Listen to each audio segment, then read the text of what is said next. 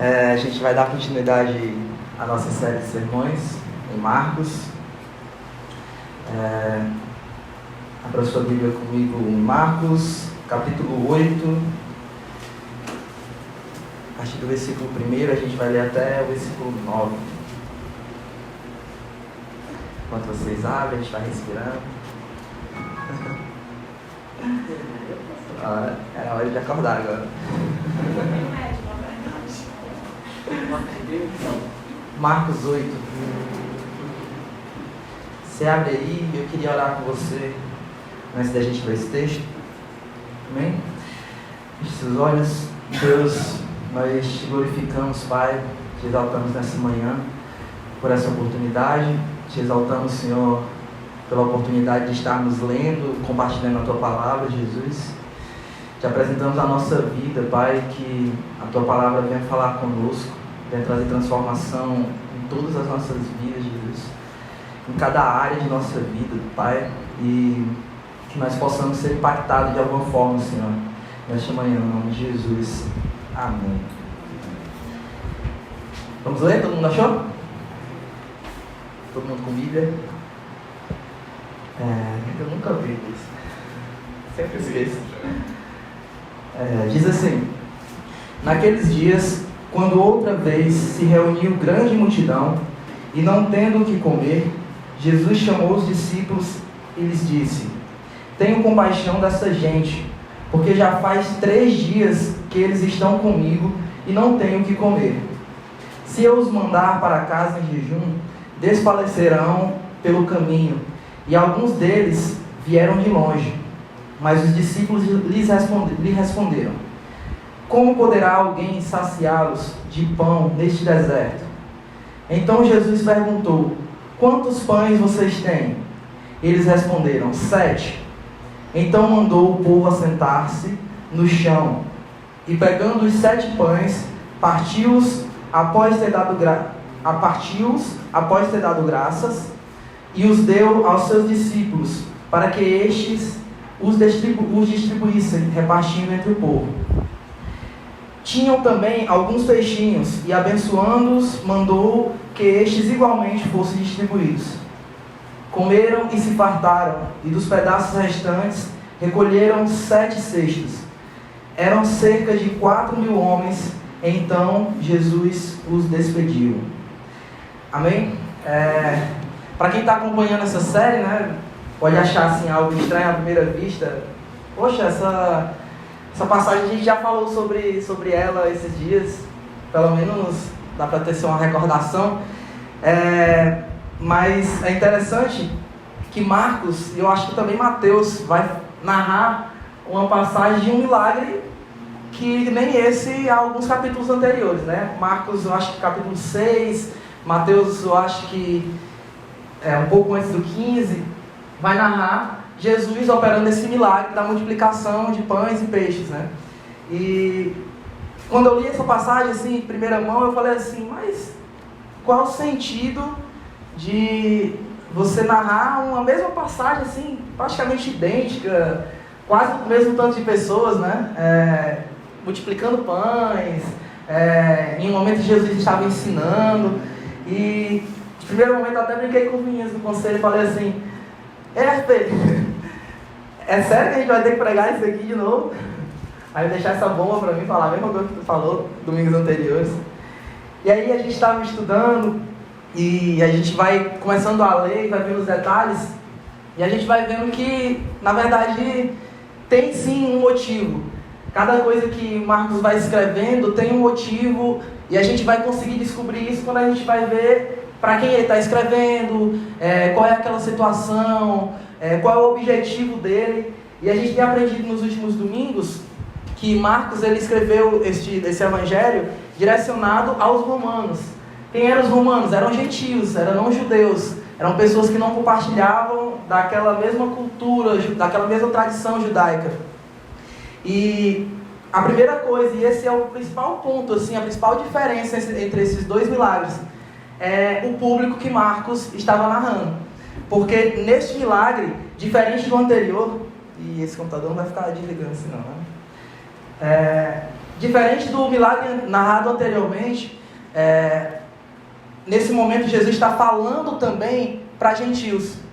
Quando no primeiro milagre Jesus estava rodeado de judeus, estava ali naquela área, né, que era o campo missionário de Jesus ali, que Jesus sempre estava circulando naquela mesma região do Mar da Galileia. Agora ele está de um outro lado, um lado que não é tão judeu, um lado que é mais gentil, é conhecido mais como a Galileia dos gentios. Mas para a gente entender essa passagem, até esse ponto que a gente chegou aqui nesse milagre, a gente precisa dar uma rebobinada na fita, né? Quem é que lembra aqui de fita cassete, né? De rebobinar a fita.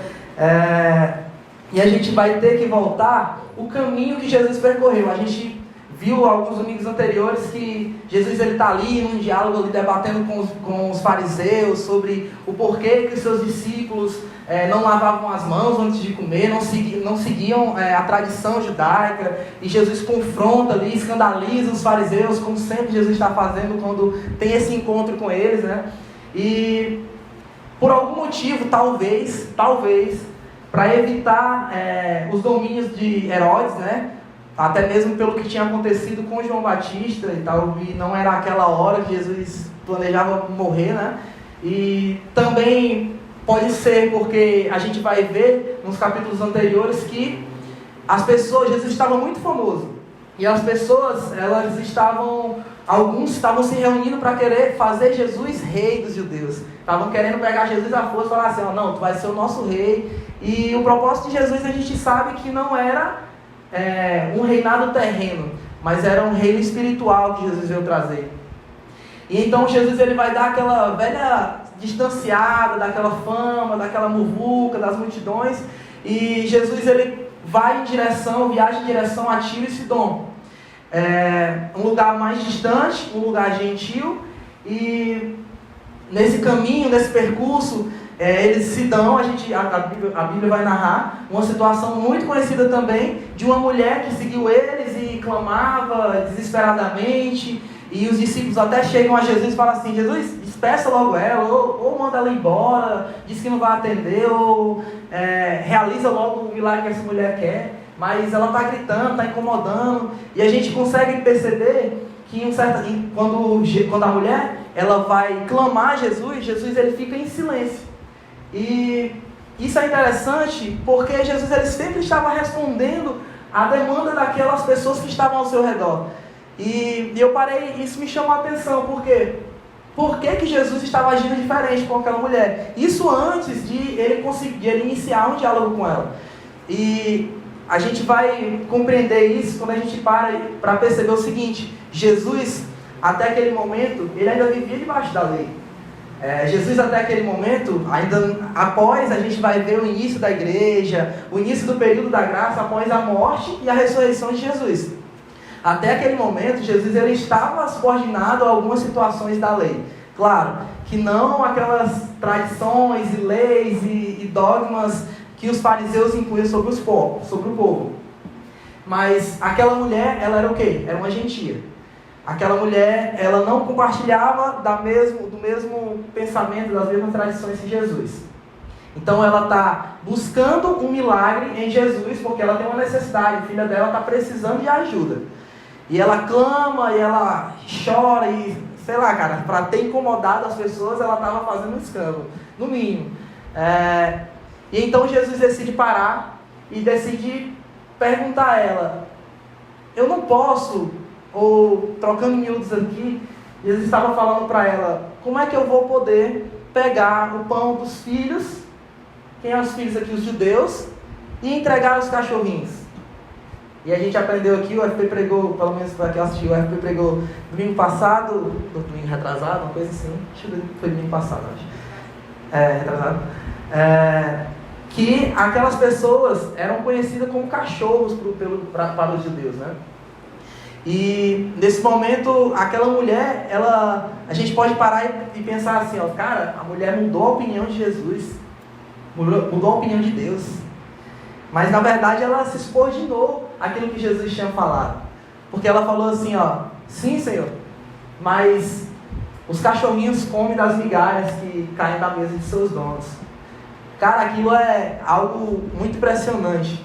A gente parar e ver que enquanto os fariseus, aquelas pessoas que tinham a lei, os mandamentos, sobrecarregavam o povo com dogmas e coisas dessas que nem eles mesmos faziam, e não tinham fé com essas pessoas. Se a gente voltar um pouquinho nessa discussão de Jesus com os judeus, lá com os fariseus, chega um momento que Jesus fala assim, quando os discípulos falaram assim, eles se escandalizaram com o que o Senhor falou. Ele fala assim, deixa eles. Jesus fala assim, deixa eles para lá. Tipo, o reino está acontecendo, o reino está próximo, o reino chegou. Esses caras aí, eles não estão participando, eles não estão reconhecendo o reino de Deus. E aí uma mulher que Jesus encontra no lugar, cara, e eu consigo perceber que por Jesus não responder àquela mulher, Jesus ele não estava ali para operar um milagre, ou ele estava ali para meio se esconder mesmo, para meio que acalmar o clima ali de fama e tudo. E aquela mulher consegue ter fé maior do que o que era encontrado em Israel.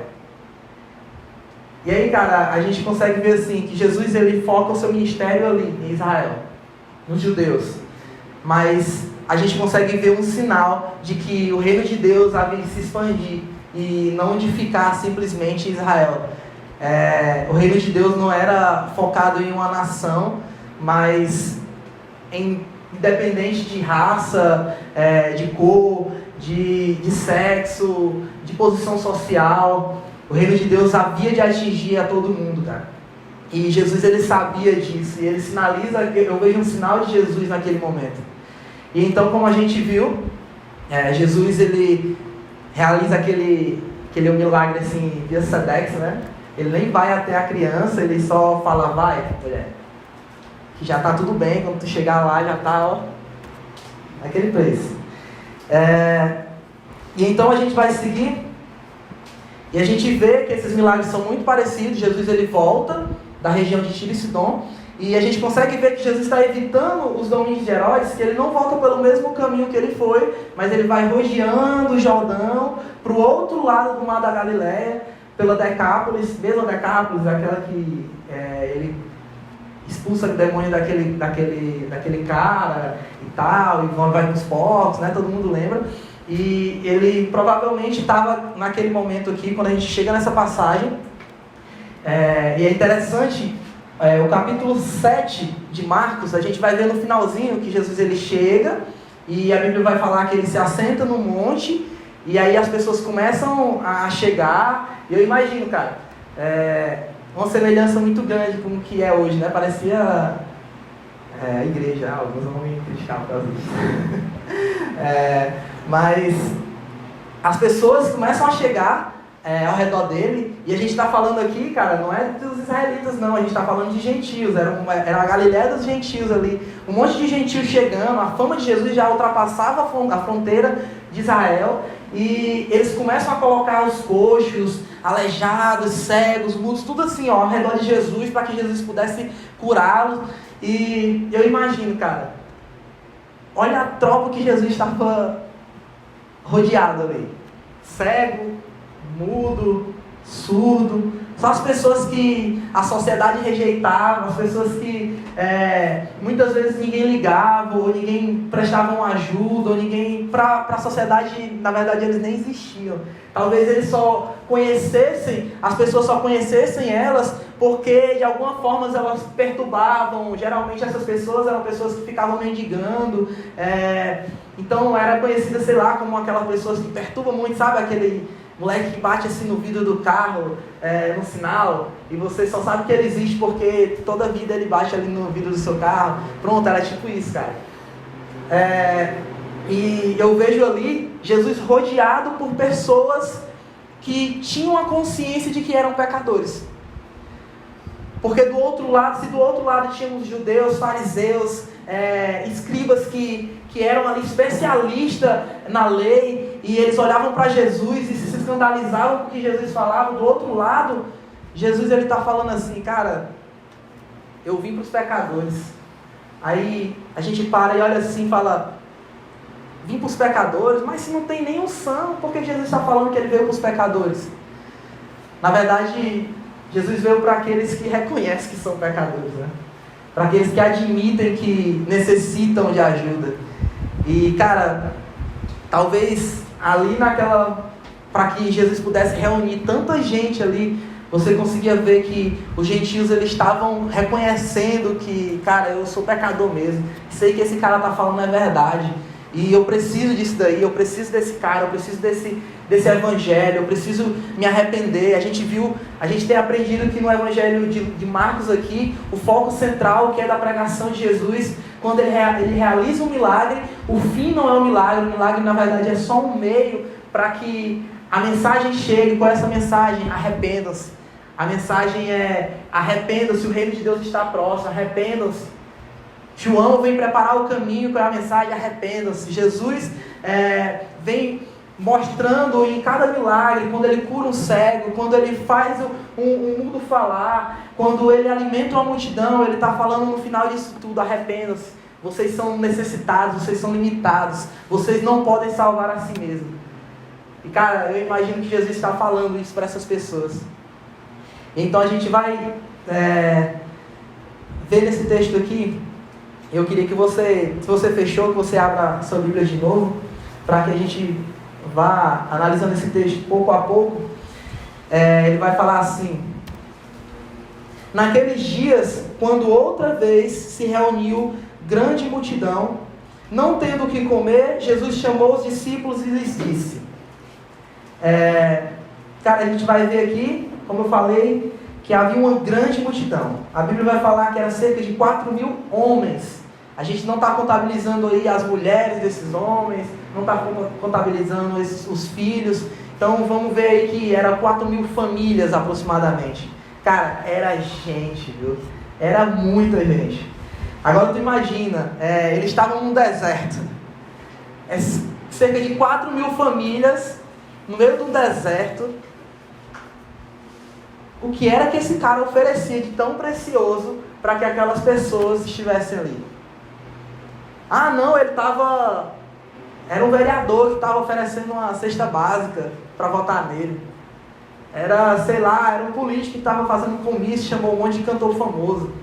Chega lá, tem bebida, tem muita comida. E a gente vai ver aqui que é um ambiente bem diferente, né?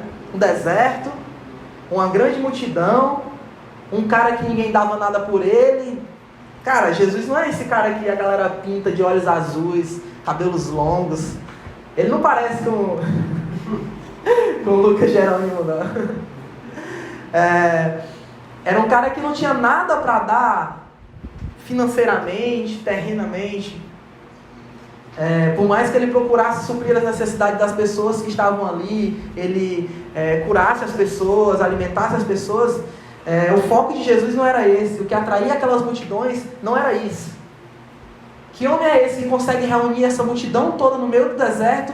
E a gente vai ver que eles estavam ali por 3 dias, cara. 3 dias. Então, a gente vai ver nesse versículo o seguinte: eles não tinham o que comer. Cara, eu imagino que todo o suprimento que essas pessoas tinham preparado, não, nós vamos ver ali aquele cara que está operando milagre, todos os suprimentos que eles tinham levado, já tinham ido embora, eles já estavam ali há 3 dias, cara. Tu imagina, 3 dias, desculpa estar repetindo isso, mas é porque é algo impressionante.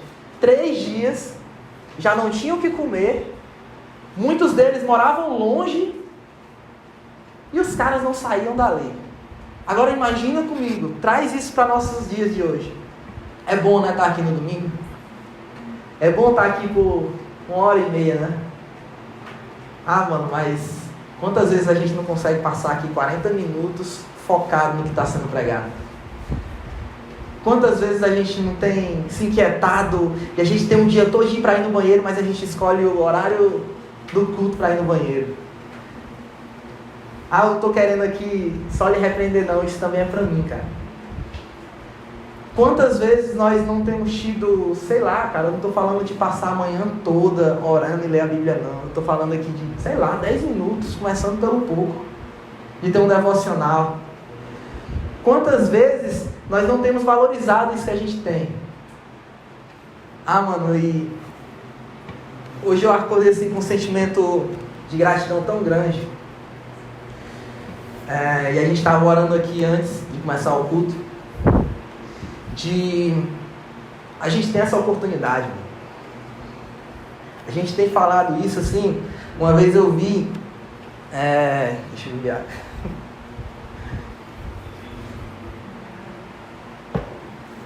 Uma vez eu vi alguém falando que toda vida que a gente vai orar pedindo perdão dos nossos pecados, a gente fala assim: ah, Jesus, perdoa os meus pecados, amém, né? E isso acaba sendo algo assim que a gente nem foca muito, a gente não para assim e fala: ah, Jesus, perdoa o meu pecado, tal coisa que eu fiz, e separar um momento só para aquilo, né? E da mesma forma a gente tem feito dos nossos... Quando a gente para assim, a gente lembra, sei lá, na China, mas assim, no lado ali do Oriente Médio, África, e a gente tem pessoas que não têm a oportunidade nem de falar que são cristãos, quanto mais de se reunir. Sei lá, tem aqui o que? Tem muita noção, não, acho que tem 20 pessoas aqui, 15. As pessoas não podem... As pessoas se reúnem em porões, se reúnem em, sei lá, em lugares subterrâneos. Lá os caras são underground de verdade, cara. E a gente muitas vezes não tem tido essa consciência, cara. Ou se tem, a gente para assim, cara, isso choca a gente, e de repente a gente já passou, já foi embora, a vida voltou ao normal e acabou, né? Mas essas pessoas aqui, elas estavam sendo underground. 3 dias no deserto, sentado ali, esperando um milagre, esperando uma palavra que saciasse aquela sede, cara, que, sei lá, eles talvez procuraram saciar isso. Mano, tinha os líderes judaicos, tinha uma galera que sabiam a lei, que aprendiam a lei desde criança. E nenhum deles reuniam essas pessoas, cara. Nenhum deles atentava para falar assim, ó, cara, nós temos que cuidar dessas pessoas, nós não precisamos só afastá-los. E aí tem aquele cara que é diferente, sei lá, se é legal falar que é diferente, né? Na verdade, ele só era o que era ele só era o que aquelas pessoas deveriam ser, né? E a gente vai ver que eles não tinham o que comer. E então Jesus chama os discípulos. E é mais uma coisa diferente da primeira passagem. Que naquele momento, quando é ali com os judeus, Jesus, quem chega, traz essa demanda são os discípulos, né? Falando assim, Jesus, despede esse povo, porque não dá, tem muita gente, o pessoal está com fome, já eles começam a se quietar, não vai dar certo, o bicho vai pegar aqui e faz alguma coisa. E aí Jesus confronta os discípulos, acaba acontecendo um milagre depois, mas nesse momento não. Nesse momento aqui é Jesus que nota e ele fala assim, chama os discípulos e ele vai falar assim, ó: eu tenho compaixão dessa gente, versículo 2, tenho compaixão dessa gente, porque já faz 3 dias que eles estão comigo e não têm o que comer. A gente sempre lê assim, as coisas muito rápido, né? Mas se a gente lê assim, respirando um pouquinho, a gente vai ver aqui Jesus falando assim, ó: eu tenho compaixão dessa gente. Você consegue ver o peso disso? Jesus está falando para gentios, não está falando para Israel. E ele está falando assim, ó: eu tenho compaixão desses gentios. Eu tenho compaixão desses cegos, desses mudos, dessas pessoas que talvez não tenham uma doença física, mas estão doentes espiritualmente, sabem disso. Eu tenho compaixão disso. Glória a Deus por isso, mano. Jesus tem compaixão das nossas vidas. Jesus tem tido compaixão, Ele teve compaixão das nossas vidas. Glória a Deus por isso. E então, Jesus, quando Ele nota essa situação, Ele chama os discípulos, fala: tenho compaixão dessas pessoas, então o que é que a gente vai fazer aqui? Jesus vai falar assim, ó: se eu mandar essas pessoas, versículo 3, se eu os mandar para casa em jejum, desfalecerão pelo caminho. E alguns deles vieram de longe.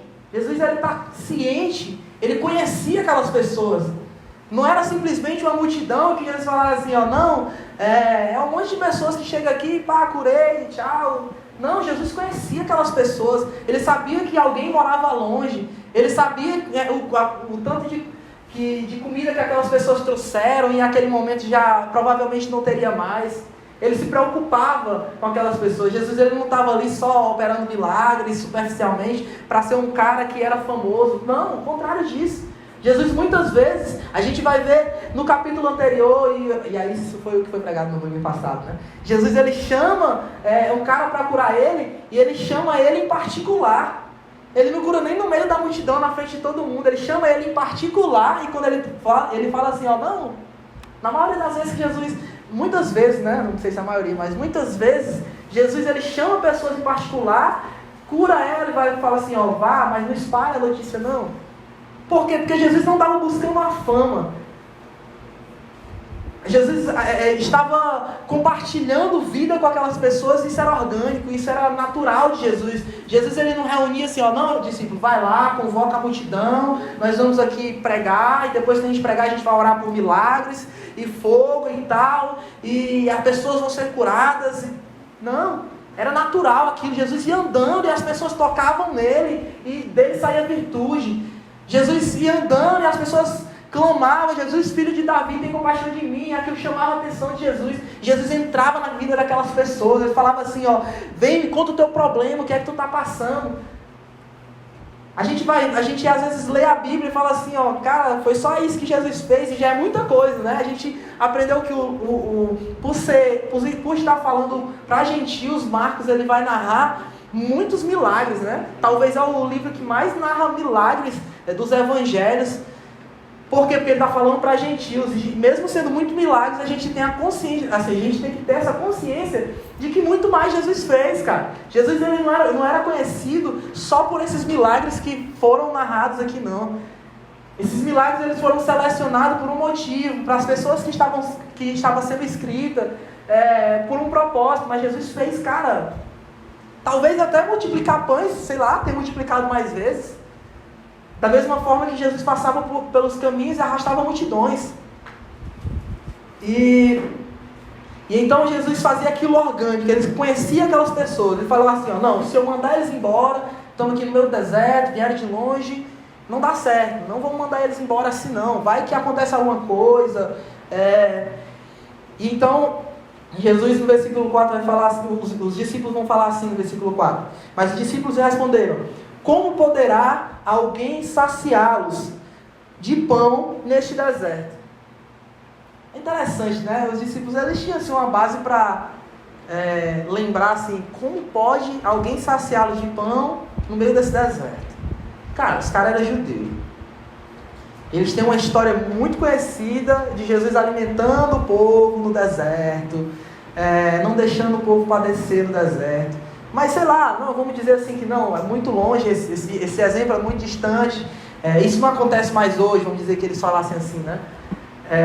Jesus tinha operado um milagre antes disso, com os judeus, multiplicado pães.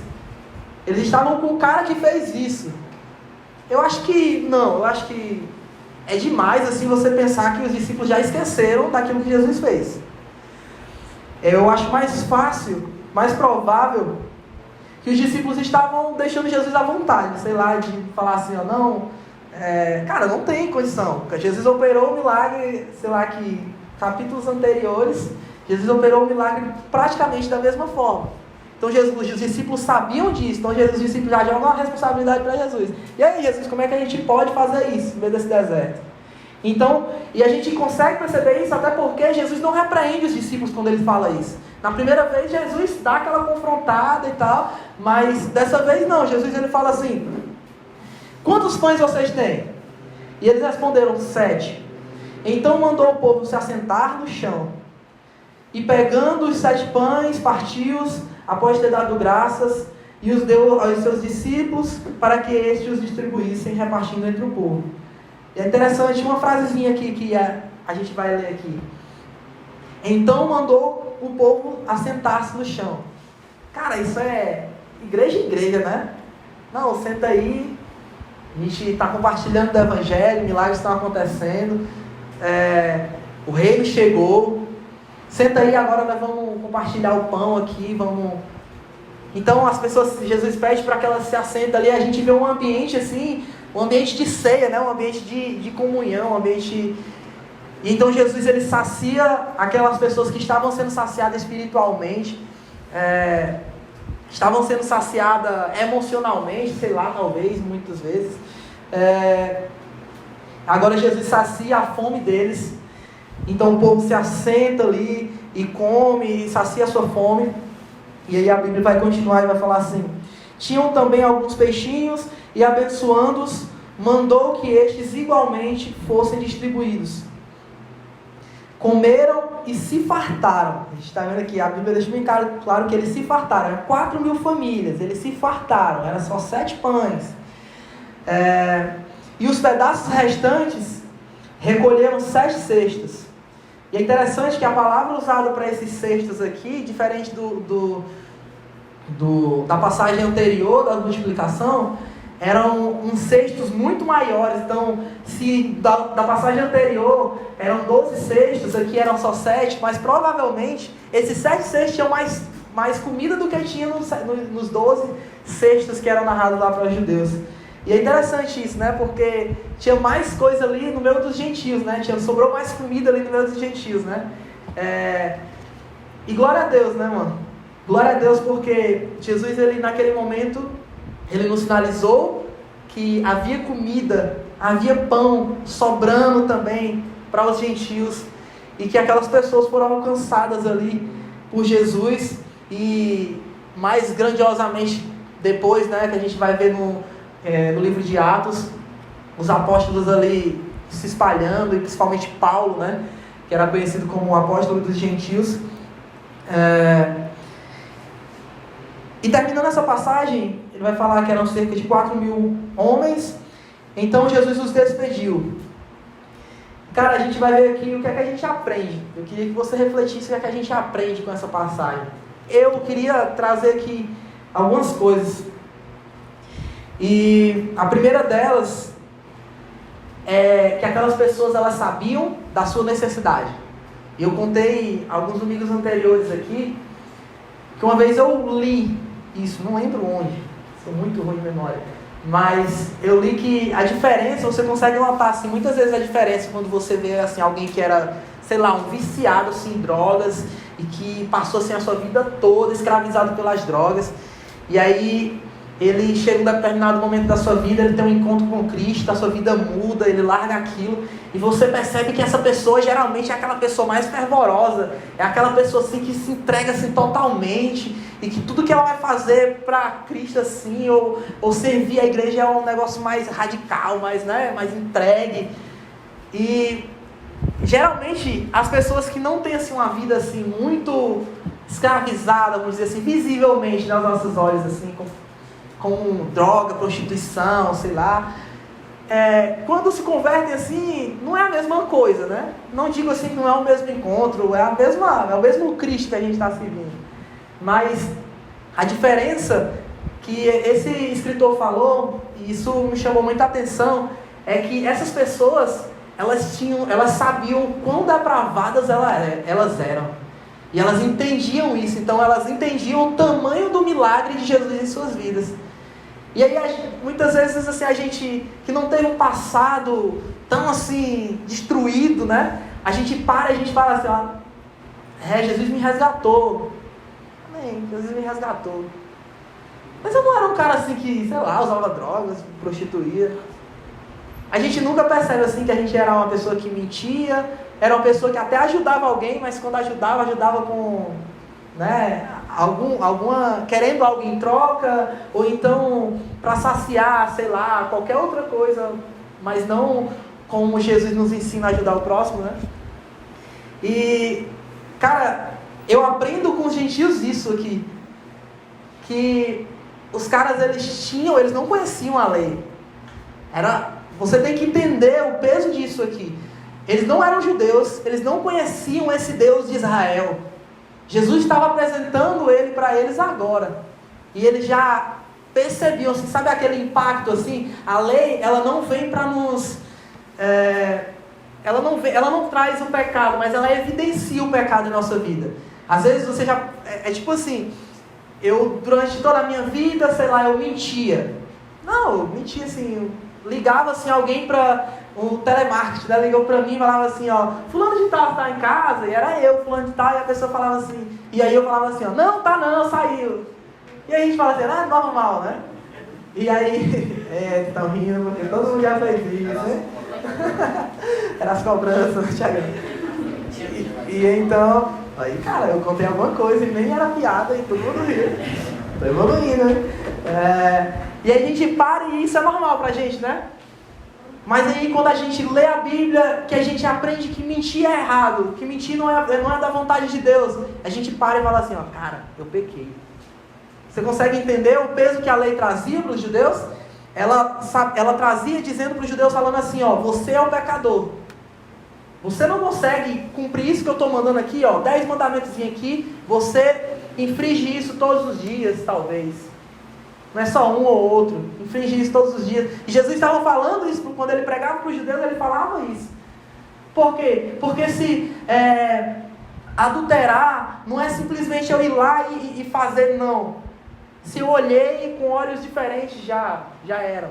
Jesus estava falando assim, ó, todos nós somos adúlteros. Jesus não, né? Ele não era. Mas todos vocês são adúlteros, né? Que a gente fala assim, para nós, né? Todos vocês são adúlteros, entendam isso, é esse o propósito da lei, mostrar quem nós somos. Mas os gentios não tinham isso. Os gentios, eles pecavam assim, de boa.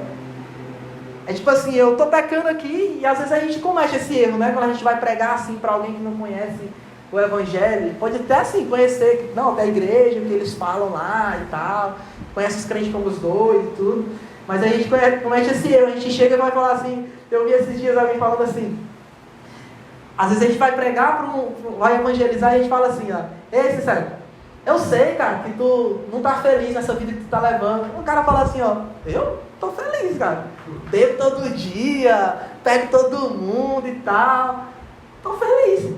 Por quê? Porque ele não tem consciência de seu pecado. E aí quando ele tem um encontro com Cristo, e ele tem essa consciência, cara, é aquilo, não tem pra onde correr.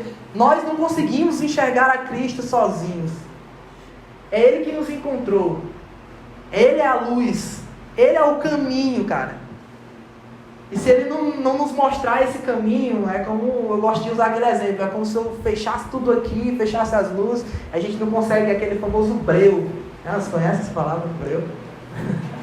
É aquele famoso breu, que a gente não consegue enxergar um pau na nossa frente. E então, Jesus vem assim, Ele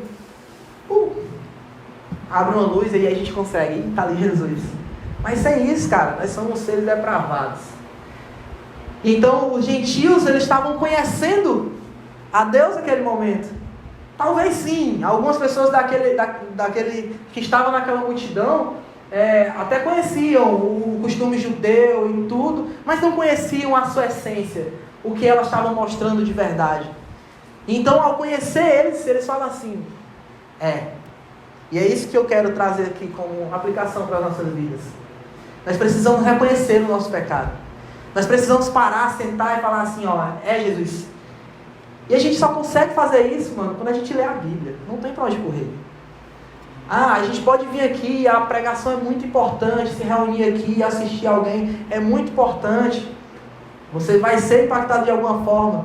Mas há coisas que você só vai ver quando você fechar a porta do seu quarto ali e meditar, cara. E aí você vai ver como essa palavra é viva. Como essa palavra mostra assim, eu lembrei aqui, né, de um momento, não gosto de contar testemunho não, mas teve uma vez que eu ia pregar, e aí eu tava viajando com a CEMEI, e aí eu ia pregar no domingo, a gente ia vir direto para a igreja, né, e aí eu tinha discutido com ela, e tava com raiva, a gente tava sem se falar, né, ela não tá aqui, né, vamos contar, a gente vai pro YouTube.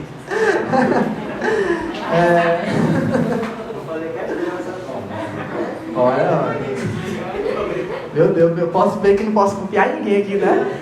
Mais tarde já ela tá sabendo, não preciso nem olhar no YouTube, né? E aí a gente estava obrigado, e aí eu lendo a Bíblia, eu não lembro qual era a passagem que eu ia pregar, e eu lendo a Bíblia, mas falava alguma coisa que, quando eu li assim, me impactou, e aí eu parei assim, eita, mano. Aí eu cheguei assim, eu soltei, eu fui lá nela falando assim, ó, amor, desculpa. Com aquela cara de pau assim. Mas isso é um pequeno exemplo, né? De muitas coisas que a Bíblia nos confronta, cara. De pequenas coisas que a gente às vezes ignora e que mais tarde se tornam grandes coisas. Ou de grandes coisas que a gente não está percebendo simplesmente. A Bíblia nos confronta. A Bíblia é a palavra de Deus, cara. Hoje, como nunca, a gente tem que falar sobre isso. A Bíblia é a palavra de Deus. É o que nós temos. E aí alguém pode falar assim, não, mas Jesus é muito mais do que a Bíblia. Mas Jesus não é isso que a Bíblia está falando. Mas se Jesus não é o que a Bíblia está falando, então o que é, cara? Como é que tu conheceu Jesus? Me diz de onde foi que tu ouviu falar Jesus, se não foi a Bíblia o início disso tudo?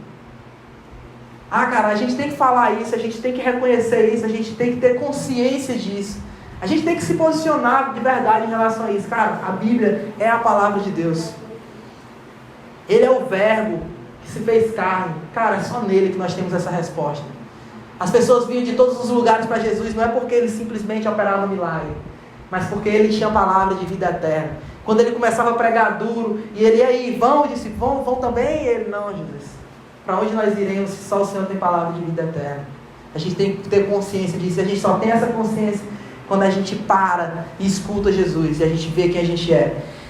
E outra coisa, cara, e que eu falei aqui no meio do sermão, é que a gente tem que dar graças todos os dias a Deus, porque nós somos alcançados. Nós, que um dia éramos gentios, que um dia éramos desconhecedores. Existe essa palavra? Desconhecidos, porque a gente não conhecia a palavra. Agora existe, né? O dicionário Mário Souza. Estamos no Ceará. De Ceará, pronto, dicionário cearense, é isso. Então, uma hora a gente não conhecia Jesus. Uma hora dessas a gente não sabia nem o que era Cristo. Uma hora dessa a gente não sabia nem que éramos pecadores, cara. Mas glória a Deus que Ele nos alcançou. Glória a Deus que nós podíamos estar em qualquer lugar aí, cara, ou até mesmo em casa, de bobeira. Mas nós estamos aqui, e isso é muito mais do que, até mesmo do que só se reunir pessoas aqui para cantar uma música e para depois escutar um zezão que nem eu. Mas isso aqui, cara, a gente está falando assim, ó, eu reconheço e eu agradeço, sou grato. Uma vez alguém me falou assim, quando a gente lembra do sacrifício de Jesus, a gente fica triste. Meu Deus, a gente chora e fala assim, ó, Jesus, por que o Senhor fez isso? Não, cara. Era a missão de Jesus. Nós precisamos se alegrar nisso. E a gente precisa ser grato a Deus por isso. Amém? Eu queria que você ficasse de pé, para que a gente orasse junto. Ele cuida de tudo. E como eu falei aqui, e como a gente orou aqui antes do culto, eu queria te convidar a orar pelas pessoas que foram alcançadas também pelo mesmo Cristo que nós servimos, mas que neste momento não estão tendo essa oportunidade, talvez por pandemia, ou talvez até mesmo por regimes totalitários, ou por outras religiões que são impostas a eles, que eles são proibidos, até mesmo de possuir uma Bíblia. Talvez nesse momento há pessoas com um pedacinho rasgado de um versículo, cara. E eles estão chorando lendo esse versículo. E a gente tem a Bíblia aqui disponível em celular, em audiobook. Cara, eu queria te convidar, de todo o coração, eu queria que você se colocasse, intercedesse de verdade, se colocasse no lugar dessas pessoas.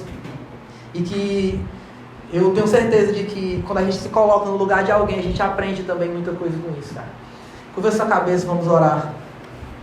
Deus, eu te dou graça, Senhor, porque nós estamos aqui e temos liberdade, Jesus, para te adorar, temos liberdade, Senhor, para nos reunirmos como igreja, Jesus.